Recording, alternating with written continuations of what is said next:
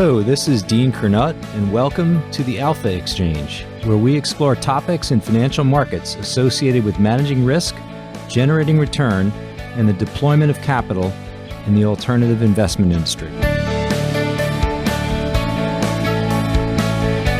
We live in unique and highly uncertain times. Rate and FX markets, especially in the developed world, are experiencing volatility at levels associated with crisis.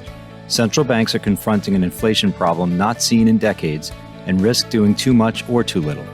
And the intersection of market prices and geopolitics is especially fraught. Against this backdrop, it was a pleasure to welcome Hugh Hendry to the Alpha Exchange.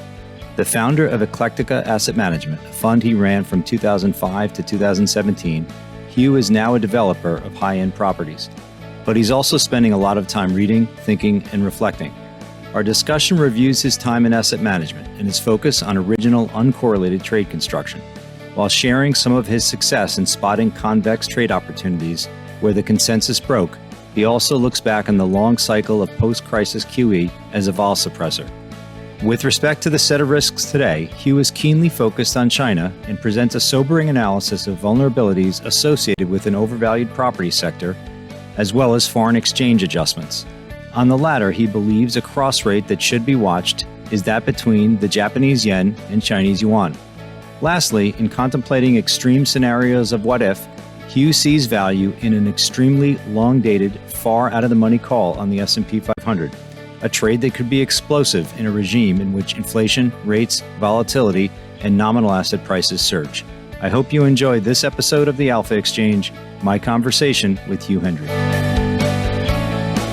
My guest today on the Alpha Exchange is Hugh Hendry. He is the founder of Eclectica Asset Management, a hedge fund that ran for 15 years and currently devoting a lot of his time and attention to financial podcasting.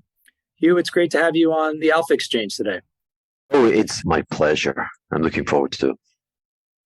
We are having this conversation amidst a historic couple of days here in markets, and perhaps this was an exercise in building towards an intensification of risk, but as of course we all are staring at the back end of the UK gilt market, we're looking at the British pound, so there's a lot going on in terms of developed market FX and rates volatility. And so we'll have plenty to talk to about how we got here, what the implications are, and where we might be going forward from here. But Hugh, I wanted to start backwards and go back and do a little bit of history just with respect to you. You're a very popular commentator and someone who's shared a lot of his thoughts throughout the years on risk events, on broad macro themes. And so let's kind of start backwards and have our guests learn a little bit more about you and just how you developed your keen interest in geopolitics and the intersection of geopolitics and markets. Tell us about the early days for you in terms of career development and how you got your start. Well, I intend to be brief. I think a lot of people have heard the story. And like you say, the present theater of markets is so just darn kind of exciting that I think we would like to miss that opportunity. But for me, an unconventional background, perhaps not the classic. So a working class kid. And I would say that the path from coming, the initial first 10 years spent in a very violent housing project in Scotland. And here I am sitting, talking to you in the garden of Maison Blanc Bleu on the wonderful and luxurious island of St. Bart's. And I would say that path was formed by a combination of serendipity and by the unique force of my character and my nature. And perhaps at a very early age, it was recorded that I was one of life's warriors by school teachers, etc. And I'd like to think that, again, with serendipity, I found a career as a global macro speculator, which coincided with that unique talent to worry. I've often said that I would, in the course of running the now defunct Eclectica Macro Fund, that I would hear voices in my head, which is to say a combination of reading and reading it with a very Catholic and eclectic taste. I would encourage any younger members listening to this not necessarily to devote all of their reading to the dry textbooks of finance. Goodness, that would be awful. But certainly go searching in terms to hear about the character of market participants who have set themselves apart and distinguished themselves. But also, I wonder over the course of this hour, I'd imagine that I will drop lines from the book which is captivating me just now, which is the Tibetan Book of Living and Dying. And this wonderful insight, an insight that perhaps I've gained even more recognition of over the course of this summer, the notion of impermanence, that there are many conceits in modern life, but one of them would be the notion of permanence. And I've gone to town quoting from the book, saying that if you believe in permanence, then you're effectively attempting to lick honey from the razor's edge, which is to say that if you are still committed to risk markets and Fed puts and the entire, let's call it 50 or 60-year era of financial, I was going to say management. I fear I've got to say mismanagement by those that we elect to run our affairs, then beware, because it's a profoundly dangerous moment, I think, an historic moment, but more of that later. So, yeah, I find myself engaged in Edinburgh. I then moved to London. I had the great fortune of working with one of the first European side macro funds. And in 2005, I took my existing hedge fund and I launched it independently with my own management company. And that hedge fund, I'm very proud to say, secured tenure. You can find more details on that on the Wikipedia page where we've published the last full audited investor letter, so you can see all of the returns. And what you will find is that the nature of my investment was to produce an independent, very low correlation set of returns. My task, my endeavor was not to beat the S&P, and people kind of forget that. I'm commonly dismissed when people consider my, again, either erratic or eclectic, but very much undiversified, uncorrelated set of returns, which were positive to the tune of a positive carry of, let's say, 7 or 8% over that tenure, but clearly left behind by the beta of the S&P. So that's me. We closed the fund in 2017. I've been developing luxury real estate on the island of St. Bart's. And since the emergence of the awful pandemic, as people rushed indoors and we encouraged distance, I found I wanted proximity. And so ever since, I've been more of a financial commentator. And weekly, I produce a podcast under the name The Asset Capitalist, which is there to kind of challenge and take on the intelligentsia, which I have a very dim view of. As you talk about your tenure running Eclectica, I can't help but think about that period from 2005 to 2017. So 2005, 2006, the VIX is below 10. Credit spreads have narrowed to all-time tights. And by 2008, the VIX is at an all-time high.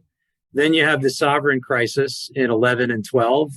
And then, you have China in 2015, that big risk off. And then by 2017, the VIX basically makes a new all-time low. So these cycles of market prices, both extremely low and extremely high, are certainly notable. And over the course of your tenure running Eclectica, you had to deal with both. You talked about global macro investing. And as the UK is up against something that's pretty unique here and seems kind of dangerous to me, it's hard to get away from, not to say that they're similar, but it's the 30-year anniversary of the Soros confrontation with the Bank of England, September, I want to say 15th of 92. And it seems to me, and I wanted to get you to reflect on this, because when you talk about independent returns, uncorrelated returns, oftentimes those have some overlap with being long vol, playing for some sort of explosive return and effectively finding a mispriced or underpriced tail. That's what Soros did. That's what John Paulson did in 2005 and 6 with subprime. And so I'm just curious if you could just talk a little bit more about your investing philosophy when it comes to independence, uncorrelation, and also finding maybe these tail outcomes that might have been overlooked by markets. Yeah. Okay. So you're right in that in trying to produce a discrete set of uncorrelated returns, you find yourself more than periodically attempting to be long volatility. So again, if we take a step back, the majority, I would say 90% of active and obviously passively managed money is short volatility. And being long volatility is almost akin to being a short seller. There are not many short-only funds, just like there are not many volatility funds, because it is an unnatural form of investing because equities and other asset classes are deemed to be risk assets. And you receive a risk premium, most evidently via the dividend payments on equities. And that's a turbocharge to any subsequent returns. The risk premium and plus the beta in a bull market defines the reputation, deserved or otherwise, of many. You're denied that. The challenge is that market makers, your counterparties, your participants in this largely zero-sum game, no one sells you spot volatility. Trying to buy volatility typically involves paying a substantial premium to where it trades presently. And therefore, just to break even, you need the status quo to break. And very rarely it does break, but periodically. And I think we can count to maybe no more than six rather intense moments over the course of the last 20 years. But if you think of 365 days, 52 weeks in a year, multiply that by 20, that's a lot of penury, if you will, for someone stepping outside the norm. And then allied to that, 20 years ago, the Bank of Japan introduced quantitative easing, subsequently followed by all of the major global central banks. Now, I'm very poo-faced or dismissive with regard to what quantitative easing actually does. But there are three forms of money. There is pure public money, which is a central bank creation via the addition or withdrawal of bank reserves. Whether it's actually money actually is dependent on the behavior of the private commercial banks and how they react to the Fed expanding their reserves or taking their reserves away. The history of quantitative easing has been one which I think exposes the fact that it's been rather muted owing to a lack of willingness on the part of the commercial banks to actually take those bank reserves and do anything substantial in the real economy with them. I think they've come to resemble laundromat tokens. The other form of money is, let's call it semi-public, semi-private, which is the bank deposits onshore in the United States, which since 1933 have been subject to a 100% state guarantee in terms of the return of capital. And again, there that you have the Federal Reserve acting as effectively a bank regulator and trying to nudge via the change in overnight interest rates, and trying to nudge again the behavior of private commercial banks. The central bank is presently nudging, I think, as you noted in your introduction, 2 years at 4%. But again, it is beholden upon the private sector's reaction. And the 10 years at 4%, which is to say the curve is flat, which would suggest, again, that the omnipotence of the Federal Reserve is being called into question by the enormity and by the thought process of private markets. And then finally, which is really the elephant in the room, we have pure private money creation, which largely I think we could ascribe to the euro-dollar system, which is effectively, as an example, a French bank can lend to a bank in China, and in the process of deploying or the swapping of what's deemed to be safe collateral. Collateral, and collateral largely takes the form of US Treasury bills, if you will, is the gold of the 19th and the 20th century banking system.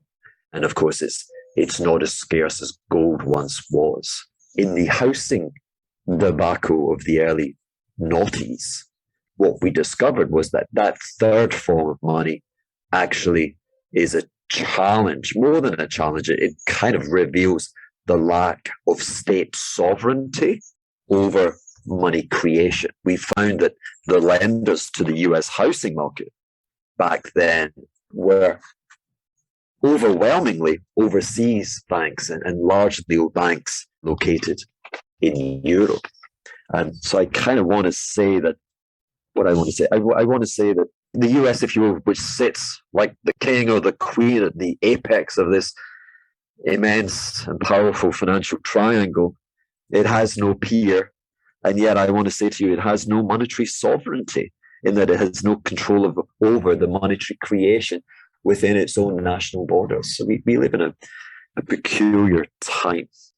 Now, back to that quantitative easing, which I've suggested has been largely a redundant exercise in the nudging and the changing of commercial banking engagement with the real economy.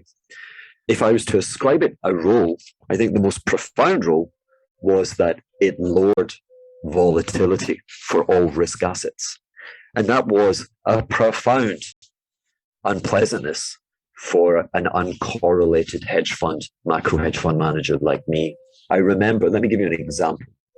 I remember getting very, very excited. I'd read a wonderful, wonderful piece which will be preserved in the annals of time for its astonishing insights by Chris Cole, the famous vol trader. His business is called Artemis. And it was attempting the impossible. It was trying to attempt to determine what happened to volatility. Let's not get caught in the micro of it. But what happened to equity volatility during the horrors of the Weimar, the German hyperinflation of the early 1920s. And he concluded that volatility actually rose as equity prices rose. And equity prices were rising because they were a real asset. They were a means of seeking to protect yourself. If you were in a fixed return bank deposit or a government bond, then you'd have no option but to jump into the equity market. So equity prices were surging in local currency terms. And that's a great challenge to the world that we've come to understand post the October crash of 1987, which has largely created the notion that equity volatility, or the expectation that equity volatility can only rise with these abrupt and sudden lurches to the downside in equity prices. But that is not a law. It's not a thermodynamic law, and it certainly doesn't apply to any other asset class. And as I peer at the dim and the distant and the fearful future, and thanks to Chris's paper, I'm still convinced that we may see a period in the not so distant future where equity prices might surge and volatility might surge.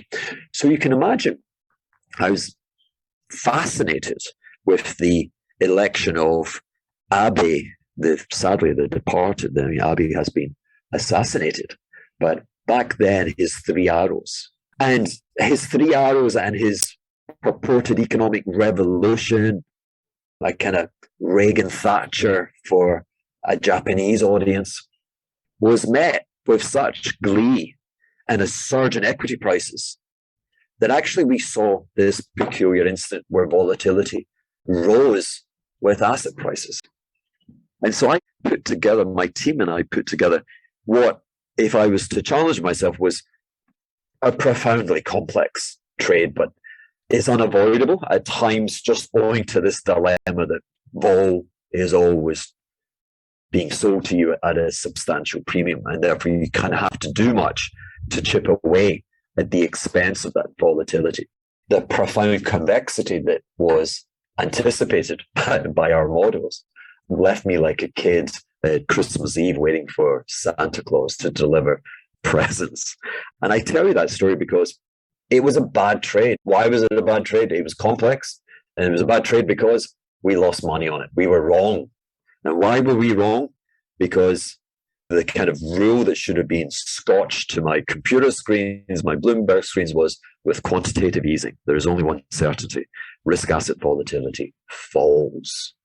And of course, that trade was inherently very, very long volatility, and therefore it was very, very costly.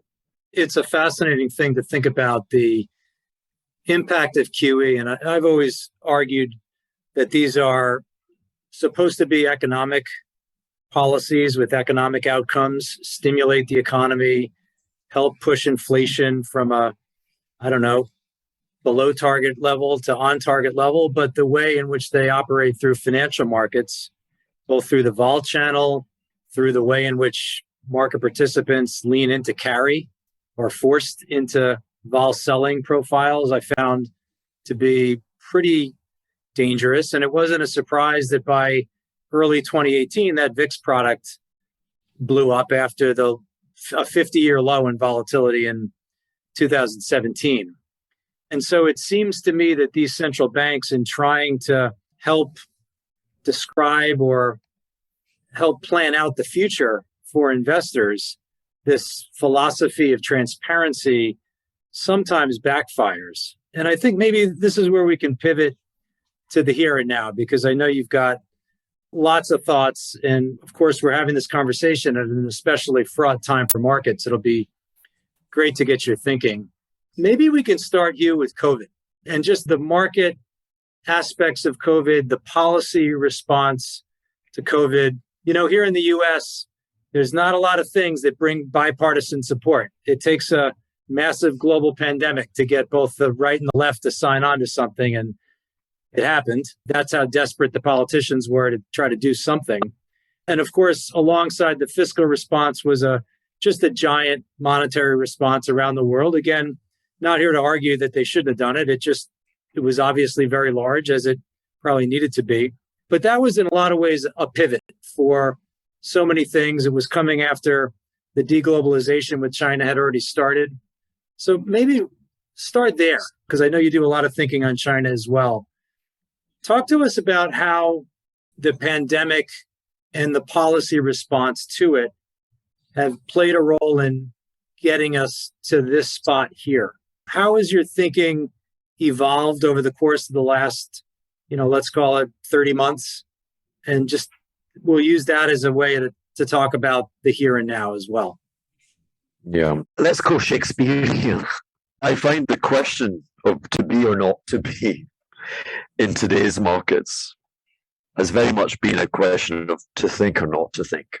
And that's been leveraged by the Federal Reserve. Again, I maintain that there is an inherent lack of economic substance, and it's more the rhetoric of political economy, borrowing from the wizard's powers of the Emerald City in The Wizard of Oz, that actually, when you pull back the curtains, you think, wow, I bought a turkey here. And what we may be seeing is those curtains being pulled aside. And it may be that the UK is the first instance of getting a glimpse at that. The perception of quantitative easing is that it's a revolution in monetary thinking. It is inherently an easing of monetary policy. Again, this is the perception I'm trying to address. So a very loose monetary policy. And yet, and where your COVID question becomes very, very relevant, is that since the mystique, and I think in some respects, grotesquely misunderstood intervention of Paul Volcker back at the end of the 1970s, central banks, by and large, have failed. I can't say since the early 1980s. Forgive me. I guess I'd have to say from about 18 years or so, previous history, that central banks have actually failed in their inflation mandate. They were given their independence, and to gain that independence, they were asked to deliver a mandate of 2%, no more than 2% inflation. That was deemed to be some kind of grease that would oil the engine, and the engine of US prosperity via the relentless march of GDP, which in the 30 years leading up to the catastrophe of the housing bubble, had produced 2.8% compound annual growth. But for 18 years, central banks have consistently failed to get inflation 2%. Then you have the COVID, and two prominent things happened. The Federal Reserve, its leaders were very provocative in their language. They actually went out of their way to address, if you will, Joe Public, if that's not condescending, on daytime television, not wearing suits, not wearing ties, open neck shirts. I'm not the guy from the Fed, I'm your friend. And I'm here to tell you that we're printing money. He actually Powell said that. And if he was printing money, he would be subject to a federal investigation, which I think he might have to serve prison time because it is explicitly prohibited in the Federal Reserve Acts of the mid-1930s. And yet he said it, and he said it again in this role of not jester, but in terms of the magic wizard of the Emerald City, that he had to convince people who were legitimately very fearful of the economy and their livelihood. And he had to say, I got your back. But the commitment to that language, I think, was an error. And then secondly, the pandemic was global. It was profound. The magnitude was enormous. The magnitude almost extended to a short but brutal global warfare, if you will. The fiscal reaction. Again, I want to say very little of the $5 or so trillion of what I would call laundromat tokens, which were produced by this rhetorical Fed. But the direct helicopter printing of money, the transmission of money into the hands of households with the explicit command to spend it when 2/3 of the economy, which is to say the service economy, was still shuttered by the pandemic, just created the most profound imbalance of demand versus supply. And in private markets, that has to be regulated by higher prices. Now, that has been compounded by I struggle for adjectives to describe my disdain for a generation of European politicians, which largely denied the European state today of sovereignty. I believe sovereignty is made clear, again, not actually by monetary coinage, but I would say by energy. And independence of energy creates a superpower. And the European state's ambition has very much been the rug's been pulled from under it because of its failure to achieve a sustainable, independent form of energy supply. And of course, that has resulted in a profound and what will be, I could say, almost a permanent plateau, permanent only in the context of today's day traders, but permanent in the context of 20 plus years necessary to address the supply reforms to once more make the European sovereign have an independent energy supply. So the result, of course, is the inflation. And the inflation is a reality of today, but there are profound fire breaks in the capital markets. There is a reason why the US has not been subject to the ravages of the Weimar hyperinflation and why it's been subject more to peripheral nations. And the reason, by and large, is the profound and outsized magnitude of capital markets, treasury markets, and commercially risk-sensitive credit markets are multiples of the size of the economy itself. And at the first whiff of trouble, those rates reset, and they can reset dramatically. And as evidence, we're seeing now US mortgage rates 30-year reaching 7%. The rate of change is historic in its intensity. And that is the private market fire break, or one of those fire breaks. The political economies of Venezuela et al. Have found themselves subject to hyperinflation because they don't have capital markets of that great magnitude to regulate their behavior. So I believe, and I don't know if I'm a lone voice, but I'm certainly subject to ridicule. Yesterday, I was subject on Twitter to someone making a very unkind comparison with Larry Summers. Larry was, I think, the former Treasury Secretary for the US. Disdain is a word. one perhaps I use perhaps too much, but I have disdain for tenured economic professors because they're never subject to feeling the pain of the consequences of bad decisions. Those bad decisions are largely felt by the electorate. But it is statistically correct to say that Larry Summers did warn ahead of time that we would have the inflation of 2022. I would accord the inflation of 2022 to the inflation of 1948. US CPI was pretty much touching 20% as we came out of the Second World War. And again, we had a profound imbalance of supply versus demand. Supply was still orchestrated for the war effort. And we had the returning GI Joes and a great desire to make babies and a great desire to spend money in the manner that we've seen people do so. Here I am in this fantasy island in the Caribbean. And believe me, after COVID and being kind of compounded in your homes, people have come to this island and they've spent money and they've had a great time. So kind of GI Joes and post-pandemic. But we don't talk about the legacy. We don't talk about the hyperinflation. We don't even talk about the 20% inflation of 1948 because the fire breaks held. And moving forward, the inflation rate decelerated. I mentioned one fire break. The other fire break is that the high prices are creating a profound and necessary reduction in discretionary spending. The high prices are typically found in items such as filling your car up with gas, cooling your house or heating your house, depending on the season. And these are not discretionary.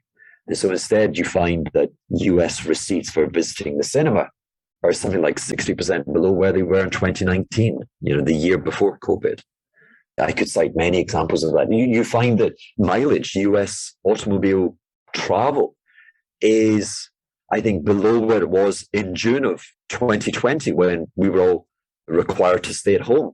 So you can see visible evidence of restraint.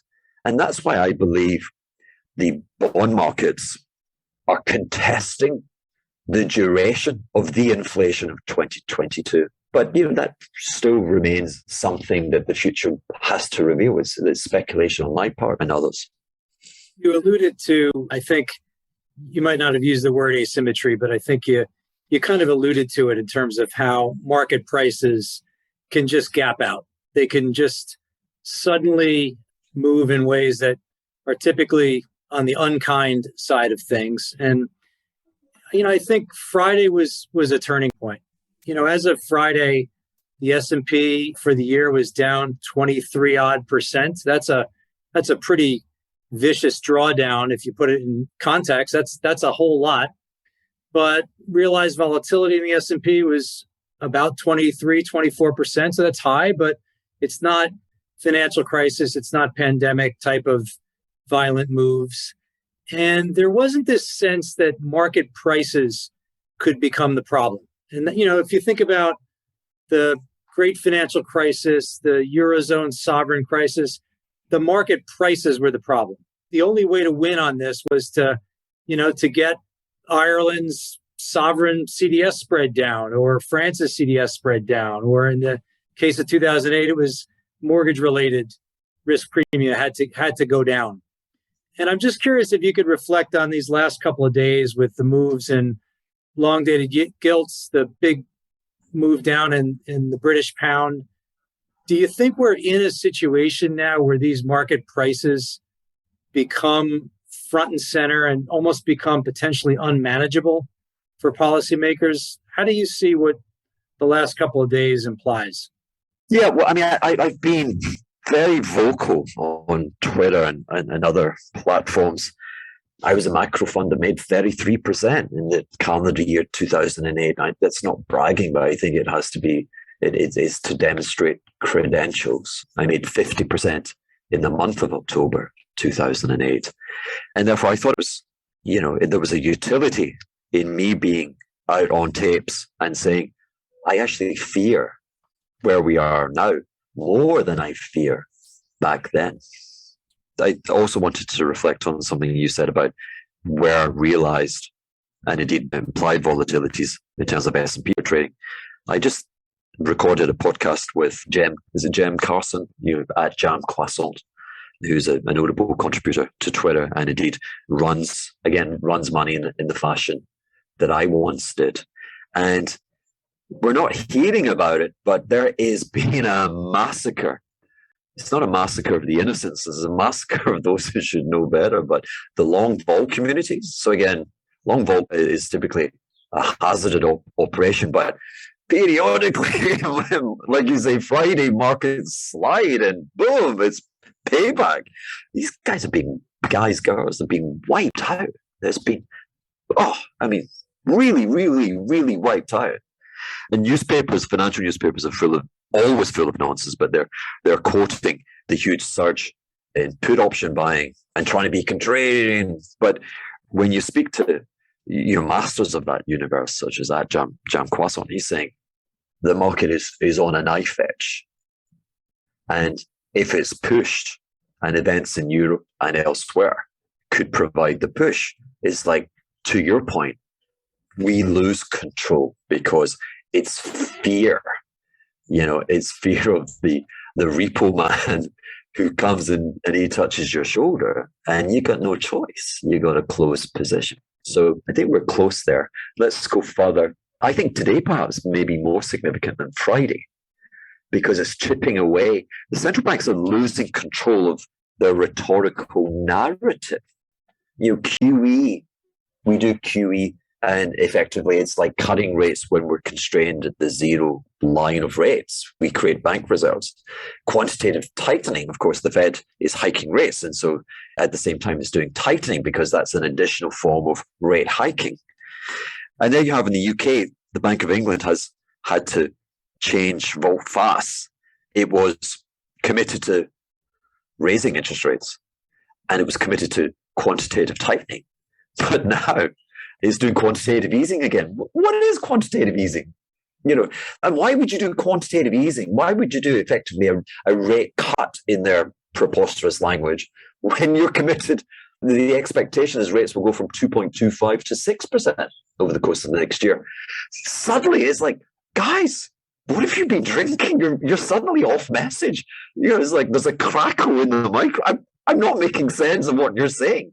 And slowly but surely, the facade of all the nonsense of central bank rhetoric over the last 20 years is there to come unstuck. Now, what they're actually admitting to is my point to you about monetary sovereignty. Again, the elites of this world, the Larry Summers and the Bernankes and whatever, they won't tell you in person, but when they meet privately, they talk about the Treaty of Westphalia, a territory, I think, in northern Germany.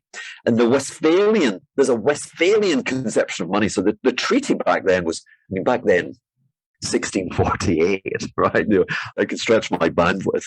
It was the end of the 30-year war. I think there were like 194 states and dignitaries that had to sign up to that torturous agreement. Why were there so many? Because it was a religious conflict. They attempted to impose Catholicism over a largely Protestant nation. That failed, and that was recognized in the Westphalian. Why are we talking about the 30-year war of the 17th century?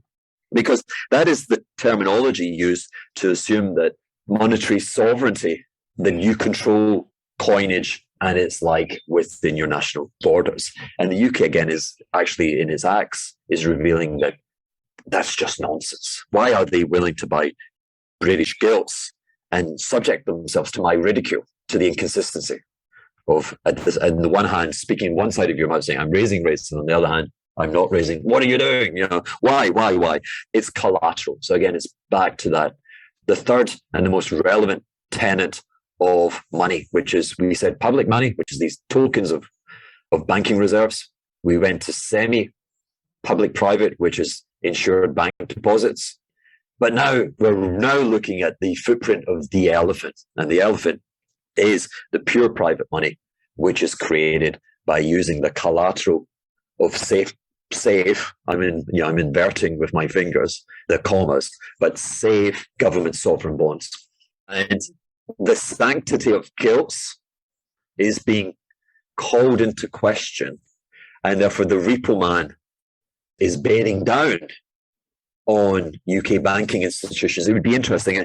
I don't have access to a Bloomberg, but I'd be very interested to be looking at 5-year CDS swap spreads on the major UK financial institutions. I imagine they're beginning to show stress because banking counterparties. See, this is the Eurodollar market.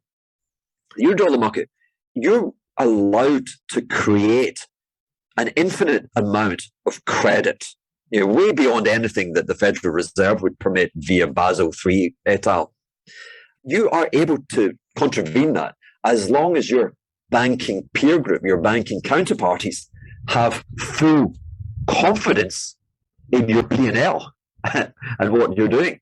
When that breaks, the whole system breaks. Okay. And so the UK is desperately trying to kind of say, gilts are safe, Mr. Repo Man, give us time. Now, we mentioned, hey, listen, in 2008, the global banking community was bankrupt. In March 2009, Citigroup, I think, traded at, $9, which was the same price it prevailed at in the mid-1970s. And if it was $9, it was $9 too high because it was effectively bankrupt. That's what it was. Only a matter of days, weeks before the Federal Reserve committed itself to quantitative easing. We were confronted with a 1930s scenario where the global banking system would go bankrupt. The Federal Reserve prevented that from happening. But why did it go bankrupt? It went bankrupt because of a corruption in what was deemed to be safe collateral. I think we're more accepting of the notion of US Treasury bills, British gilts. I'd have been willing. At the top of the channel would be German bonds. Why the top? Because they have a legal rule to run a balanced budget. They can't run deficits. But that means the issuance of bonds is comparatively small. Right. But the actions of the European Central Bank from 2012 have been such that they persuaded the risk community that Italian bonds, which we refer, the 10-year we refer to as BTPs, that they could be thought of as German bonds. And so in 2008, the bankruptcy of the global system was a function of using mortgage-backed securities, the notion that a portfolio of geographically diversified housing mortgages was actually less risky than the US Treasury market because we had 100 years of data, something like the 120 years of US equity data. Prices always go up. I had that debate with someone quite recently. There was a conceit whereby no one said, but what if there is a nationwide house price decline? That was the conceit, was to say it can't happen. And so 2008 was a crisis of collateral, whereby the repo man said, I don't want your mortgage-backed securities. I want treasury bills, short duration treasury bills. And the question is that happening again? I thought that it would be the Italian, and indeed it is, the Italian bonds are deemed to be kind of bull market collateral. And as we shift gears into the impending catastrophic economic recession, which is all around us, they're no longer, if you will, regarded as money. Government bonds are money today. If you are a financial speculator looking to speculate with leverage, with willing counterparties, you need government bonds as collateral. And I think at the margin, Italy will be rejected. There's been political change there. Again, a further swing to whatever the right means. I mean, the right just seems to be the opposition to the European core.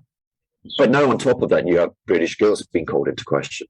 If we go further out, the swoon in the Japanese yen, the unwritten story is that Tokyo and its enormous banks are just a huge collateral warehouse for creating credit into China. And those Japanese banks, in furnishing and in monetizing the gains from that credit operation, have found themselves short dollars and short collateral and long commercial risk in China. And people are reducing their exposure. And that is why the yen is down 21% versus the dollar this year. When you look at the speed of the crash in the UK gilts market, I'm reminded of this old saying, price is the only fundamental. And I think we live in this incredibly financialized world. And I'll channel a little George Soros reflexivity because it's, to me, a cornerstone of how to think about modern markets, which is prices are a cause, not an effect. Prices cause entities to have to act. And of course, with the BOE, this version of QE is not the kind of Fed 2014, 15, 16 version of QE. This is emergency QE. And I'm not sure what else they're supposed to do. You're effectively a buyer of last resort, but it's obviously extremely it's an uncomfortable place for markets to be. As you talk about Japan, and this is where I wanted to get your thoughts on China, because you brought this relationship in terms of Japan funding lots of what's going on in China. You've dropped an 8-minute, well-produced YouTube video talking about your current thinking on China. It's interesting, Hugh, versus, let's say, 2015 and early 2016, people like me were drawing corollaries between CNH and CNH vol versus the VIX. There seemed to be a very direct feedback loop there. And then it kind of went away for a while. There was less talk about that channel. And so the Chinese currency is, just like all the other ones, weakening versus the dollar. You've done a lot of work on the Chinese currency. I'd love for you to talk about your current thoughts there, and then just maybe to broaden out the potential broader implications in terms of spillover or just where you see things going from that perspective. So first and foremost, I feel like an ass talking about China because in 2011, I raised about $100 million in one of these special purpose vehicles, which then was leveraged 10 times. And you mentioned Soros. I could have made $1 billion. I should have. Of course, I didn't. Should my expectation back then that China really fall over an economic cliff and have a major retracement. That didn't happen. And I kind of jokingly refer to the Chinese zodiac, which has the same number of characters and what have you. But whereas our system of examining heavenly bodies and the movement of heavenly bodies is regulated by the Earth's passage around the Earth, which as we know takes a year, that passage in the Chinese system takes 10 years. And if you had 10 years, I first and foremost, I don't describe myself as a value or a growth investor or all of these particular silly silo names. But if you want to give me a silo, my silo would be I'm a time investor. I try and conceive of contentious posture, which could go on and become the predominant thought belief of markets. But I'd give myself 2 years. And I failed within that window. But if only I'd known about the zodiac, then who knows? I certainly think all the reasons which validated that trade back then are even more pronounced. What has changed between then and now? China has the top tick on its residential property market was $90 trillion US dollars. I mean, should I say that again? $90 trillion US dollars. Chinese economy, I think GDP is actually inflated by the predominance of fixed capital formation by the public state, namely bridges and all these wonderful things, these modern highways, modern infrastructure, wonderful things, but things which will never, seemingly, and certainly in our lifetime, the utility function of moving citizens on comparatively modest income levels will never be such that it will pay a return on the cash investment, which is to say, you're talking about net present values of minus 50% plus. So I think Chinese GDP is overstated. I think its growth rate has been overstated, that they've chosen growth at the expense of wealth. And I think we can say that definitively because we've got a long stock market record, which the stock market does not corroborate the phantom growth in that the stock market has been very mediocre. And you can't even rely upon any appreciation in the currency because the Chinese don't really permit for it. So what's changed has been, this tripping dilemma thing. States can only choose two of the following: the fixed exchange rate, capital mobility, autonomous monetary policy. They've had pretty much a dirty fixed exchange rate. Question marks on the autonomy of the monetary policy. I think the monetary policy has been hobbled by the politics of the Chinese Communist Party, that they foolishly associated GDP growth as the means to ensuring the permanent duration of that political system. And 1/3 of GDP growth was emanating from the construction of these negative NPV road, rail, airport investments and the construction of residential property. And so they looked the other way, and they're now very vulnerable. Why are they vulnerable? They're vulnerable because, I said this very bold thing about the US having no monetary sovereignty. Neither does China. And I say China's in an even worse position. There is just a profound nonsense that China, the bank sector, is state-owned and therefore everything can be swept under the carpet. The naivety of that is beyond comprehension. At the margin, like I said, I think close to the introduction, we live in a world where a French bank operating in London will make a loan to China because the Chinese bank will produce the collateral, which will persuade the bank to extend credit. They have no autonomy on their monetary sovereignty. And what's worse, that any collateral, previously I think they were in a bull market. And what is a bull market? The pandemic created a bull market in the Chinese currency because I think we started this guessing about the future course of the renminbi or the yuan. But yuan had been profoundly strong because with the rest of the world in lockdown, China was able to, its trade balance with the rest of the world was able to soar back to the kind of, I think, the 2008 record levels as a percentage of domestic GDP. And if we put its trade balance as a percentage of global GDP, it reached the almighty level of, maybe 1% doesn't sound almighty, but it's an almighty level in terms of historic data. And so macro mavens of my type, the flow just of the commercial hedging in the import-export market is you wouldn't touch it, which is to say that China's been very much the last, and the currency's been very much the last shoe to drop. It's only begun to weaken, I think, about 6 months ago. As people now look, and they look at, again, the impending economic crisis, which is going to engulf the world, and they say, ooh, being a creditor nation where your growth is dependent on the consumption of others in overseas domains is not really a very viable proposition. So their trade is likely to weaken. Their ability to manufacture GDP growth is now curtailed because there's no commercial, there's no residential construction. Their appetite for more negative NPV infrastructure investments, which load them with more and more debt, is now being deemed as imperiling the continuity of the CCP. So everything is colliding. And then the credit system is not willing to accept, if you will, mortgage-backed securities of Chinese property in the manner that it once was.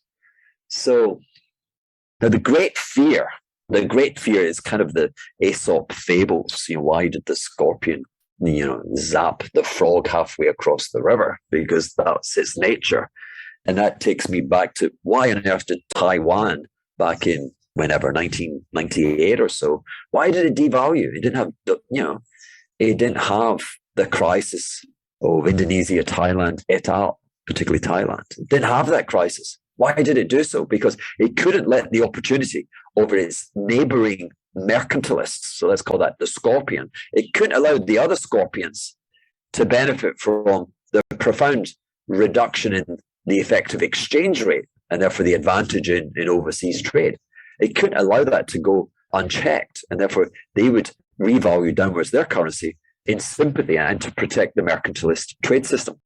So when I see Japan, the 21% slide in Japan, when I see comments that the competitiveness of manufacturing in Japan is now superior to domestic Chinese, and when I think of what you do with that $90 trillion of excessive valuation in the residential property market, well, that's $90 trillion dollars. You can reset it by having a devaluation.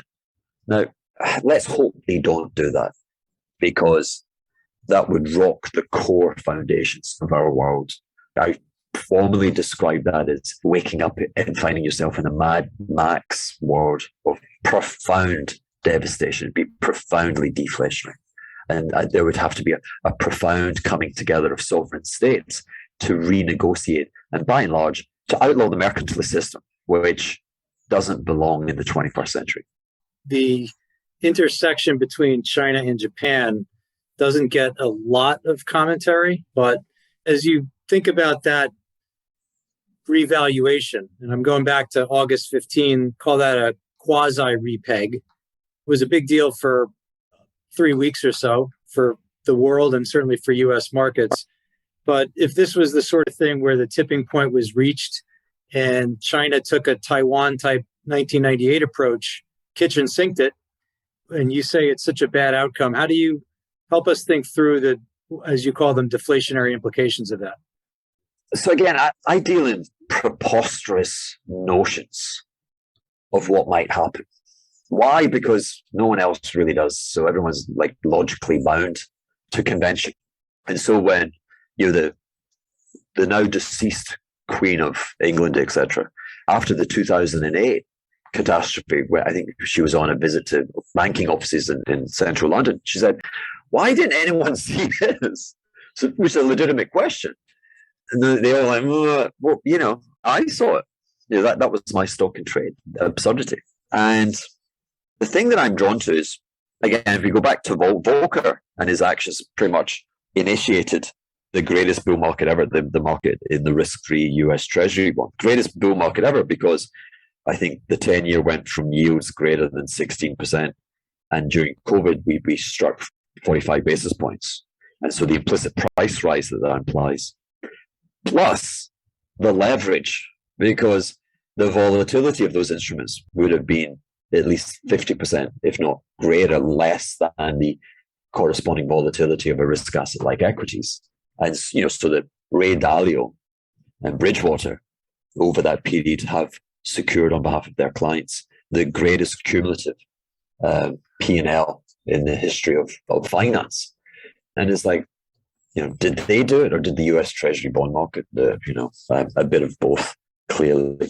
But it was kind of absurd in 1982 that the Treasury yields should be so high, because if you had the faintest heartbeat, you could not fail to notice that with the Fed raising short rates to 20% in the worst economic drawdown of the post-Second World War environment, that inflation had actually peaked in 1980 and it was on the way down.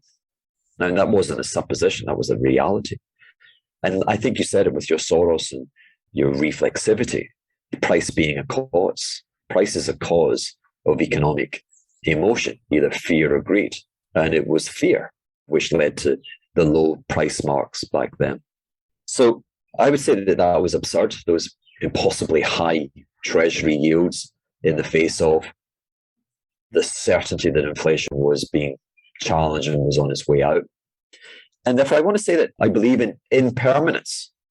Even the Buddha died, and even the greatest bull market will die at some point. And I think its death is perhaps close upon us. But its death will be a trial of absurdity. It'll be very hard to profit from. And so the conception that I have is that actually it does come to pass that the Chinese do a profound reval or deval. And that is just profoundly deflationary. It's profoundly deflationary in terms of the real world. It absolutely destroys, again, this pompous term of the ordinary Joe. Destroys. And so I could, that plus the fact that we have the Fed hiking, that plus the fire breaks in the capital markets, which have 7% mortgage rates and rising. And so we're going to have this, even without China, we're going to have this deep recession. If China devalues, so here we are with 10-year at 4%, I could conceive of that 10-year being back at 40 basis points. And then it would be the greatest short ever, because finally we would see again the callow or the shallow nature of those who run central banks. And that put option that they proudly displayed in previous years, but they've been reluctant to discuss. What did you say? The S&P down 23% on the year. Believe me, that put option, I think, will be called into place. And maybe, if I'm really absurd, we might be able to conceive of right-hand volatility tail situations, whereby surging equity prices owing to the Fed put create a dynamic where volatility rises. And so if I were engaged in managing money today, I would have a position, and the position would be nominally modest. I'd be asking for a 15,000 call strike with, 15 or 20 years of life. Now, no counterparty should be willing to sell that, because you won't be able to hedge it, if I'm right, and the losses could be just unimaginable, which is to say the gains unimaginable. Let's finish with a couple minutes on your endeavors in financial podcasting and the Acid Capitalist. Tell us about what you're up to there and kind of where you're going with it. Well, it remains to be seen, but when I reflected on the demise or the closure of my fund, I found that I missed more the engagement of my ideas, putting myself out there to be mocked at, to be ridiculed at, but to have a good old argument and conversation with the wider community. So, like today, I'm exercising my mind. I'm some of the things I've said with you today are things I've not said before. I'm practicing my thoughts, and that is joy. That's an energy. Joy is energy. This has been a pleasure. I'm glad we were able to connect, and I appreciate you spending the time. Our guests will enjoy hearing your very uncorrelated views and both your retrospective on some of the recent history of market disruption and the current history of market disruption. So, Hugh, I want to thank you very much for being on the podcast. Excellent questions. I've enjoyed it. You've been listening to the Alpha Exchange. If you've enjoyed the show, please do tell a friend. And before we leave, I wanted to invite you to drop us some feedback, as we aim to utilize these conversations to contribute to the investment community's understanding of risk. Your input is valuable and provides direction on where we should focus. Please email us at feedback@alphaexchangepodcast.com. Thanks again, and catch you next time.